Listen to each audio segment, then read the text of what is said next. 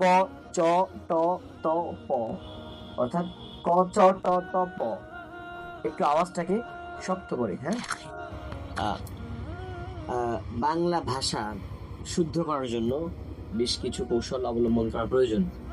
এর মধ্যে নাম্বার 1-এ রয়েছে বাংলা যে শব্দগুলো রয়েছে, অর্থাৎ ব্যঞ্জন বর্ণের কথা বলছি আমি।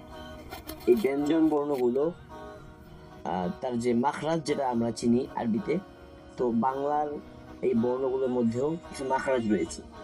তো এই মাখরাজ অনুযায়ী ঠিকমতো উচ্চারণ করতে পারলেই আপনার বাংলা ভাষায় বলার ক্ষেত্রে আপনি অনেকাংশে এগিয়ে যাবেন। এরপর কিছু বাক্য আছে বাংলাতে, এগুলো বেশি বেশি বলা।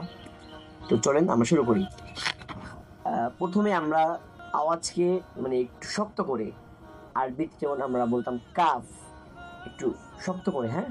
তো বাংলার ক্ষেত্রেও একটু শক্ত করে যে শব্দগুলো হবে, এটাকে আমরা 5টা ভাগে ভাগ করেছি।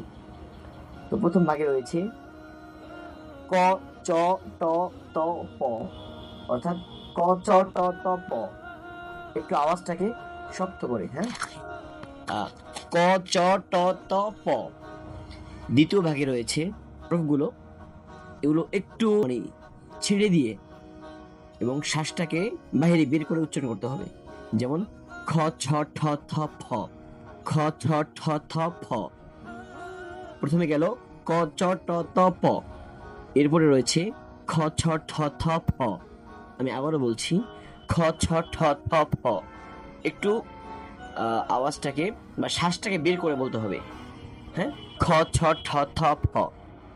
এরপরে তৃতীয় ভাগে যেগুলো রয়েছে, অর্থাৎ আওয়াজটাকে একটু শক্ত করে, যেমন গ জ ড দ ব, গ জ ড দ ব। আমি আবারও বলছি গ জ ড দ ব, অর্থাৎ কয়ের অংশ শক্ত করে, যেমন ক চ ট ত প। এরপরে নাম্বার 2 রয়েছে খ ছ ঠ থ ফ। নাম্বার 3 রয়েছে গ জ ড দ ব, অর্থাৎ আওয়াজটাকে শক্ত করে, গ জ ড দ ব। নাম্বার 4-এ রয়েছে ঘ ঝ ঢ দ ভ, ঘ ঝ ঢ ধ ভ।